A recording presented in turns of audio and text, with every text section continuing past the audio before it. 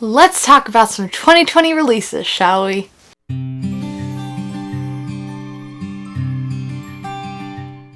2020 is among us. Well, it's going to be here soon. And there are a handful of books that I'm pretty stoked about that are going to be arriving in this new year.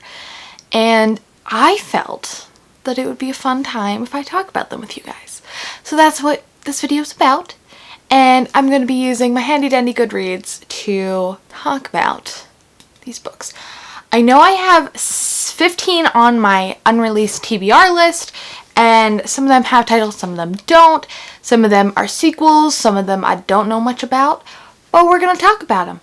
And we're going to investigate, and hopefully there are some books on here that you guys are also stoked for and are also on your most anticipated releases. So, without further ado, let's get into talking about some of these books. So the first one on my list here, and by first I mean the last one on the list because we're going in that order, is Empire of the Vampire by J. Kristoff. Okay, I haven't read any J. Kristoff yet, sorry, but I am excited to because I expect great things from him. And with The Beautiful having come out this year from Renee Audier, I think that a vampire rebellion is coming back.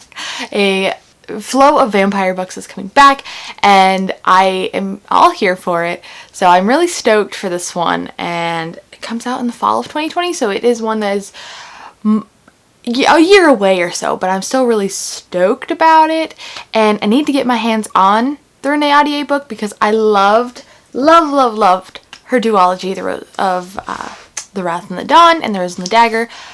So I need to get my hands on that, but that will be talked about in another video. Let's move on to the next one. So the next one doesn't have a title yet, but it's the next book in the Truth Witch series by Susan Dennard.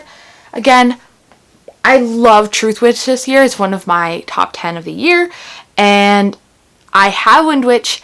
Blood Witch is out, and I have time to read them, but this next one I'm already stoked for because I'm already a fan. Like, I know I'm gonna love it.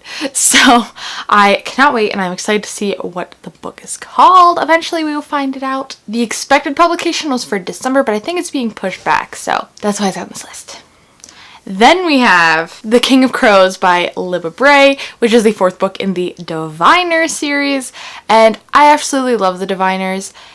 I haven't read the other two, much similar to Truth Witch, but I know it's already going to be a series that I love throughout, so I'm really anticipating this book in the series, and it's another series I can binge in anticipation for the next book in the series. Next we have one you probably haven't heard about, but it really intrigued me when I saw it, so I added it on this list, and it's called Don't Call the Wolf by Alexandra Ross, and I will recap myself. So it's for fans of Leigh Bardugo and Holly Black, and it is an Eastern European inspired YA fantasy debut, and the cover is stunning. I don't know if you can see that.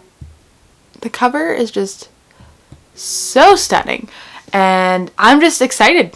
I have no idea what to expect. I've never heard of this author, but I want it in my life, and that comes out in May, so after my birthday, so that's probably what I'm gonna get, because it just intrigued me right off the bat, so I'm excited. Then we have another CJ Tudor book. If you didn't already know, The Chalkman is one of my favorites from last year, and it is called The Other People. I don't know a whole lot about it, but knowing CJ Tudor's previous books and styles, it's going to be a thriller. I'm a fan of thriller, so that's why it's on here. Then we have the next Greer Hendricks and Sarah Pekkanen book. I have gotten both of their books as advanced reader copies in the past. The Wife Between Us and The Anonymous Woman. And this next one comes out in April, and that is You Are Not Alone. And similarly to the CJ Tudor one, I don't know a lot about it, but I know it's going to be a thriller, and I'm here for it because I have read their other books previously, and I moderately enjoyed them. So I'm ready, and it would be really cool if I got another arc to complete my collection, because with a lot of these arc authors. I have gotten them as advanced copies, and it's really cool to like continue your collection going. Then we have The Nemesis by S.J. Kincaid, which is the third book in the Diabolic trilogy, so the last book. And I'm not entirely sure if I'm going to continue on. I enjoyed the first book pretty well. I gave it a 4 out of 5. It is a sci-fi kind of fantasy retelling, kind of is what it makes me think of. Like, it's a good sci-fi book to start with if you are already a fantasy lover, and I liked it, but I think that I am content with how that one ended. So if I don't read the rest, I'm okay. But I put it on this list because I still am interested to know when it comes out, and when, you know, we get the rest of the trilogy, in case I am interested in continuing, and then I can just pick the other 2 up and read them all at once. Next, we have a book without a cover again, but it does have a title, and that is Horrid by Katrina Leno. I read Summer of Salt by Katrina Leno for Contemporary-thon this year, and I gave it 4 out of 5 stars. It was really good. It was wholesome. It had some magical realism elements, and it was Chelsea Darling reads one of her favorite books, so obviously I had to read it. And what I believe about this one is it's actually a thriller, like horror, YA horror kind of. All it says is, a girl who loves Agatha Christie, a girl who loves spooky stuff and mysteries, until that spooky stuff starts happening to her. As a thriller lover, I am down for that. And it says, again, this one's supposed to come out December, the last day of December this year, but it might get pushed back to January. I'm not sure. It doesn't even have a cover on it yet, so I don't know. Let me know if I'm wrong about that one, but according to my list. Then the next one on here also doesn't have a title and doesn't have a cover, but we know that Paula Hawkins is coming out with another book in 2020, at the end of 2020, and I have Into the Water here, and I also read The Girl on the Train, and The Girl on the Train was one of my first big thrillers that I ever read, and I gave it 4 out of 5 stars. I know a lot of people didn't really like it, and it wasn't that thrillerific, I don't know, but again, it was like one of my first ones that I read, and so it like has a special place in my heart.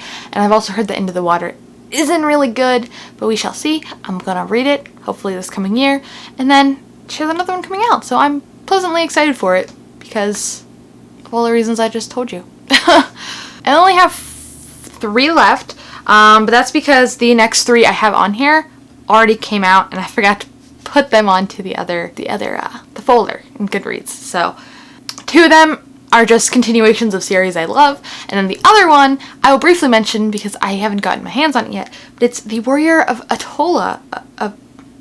Altai, my bad, and that's by Robert Jordan, and that is the author of the Wheel of Time series, so I'm really stoked. I'm here for that.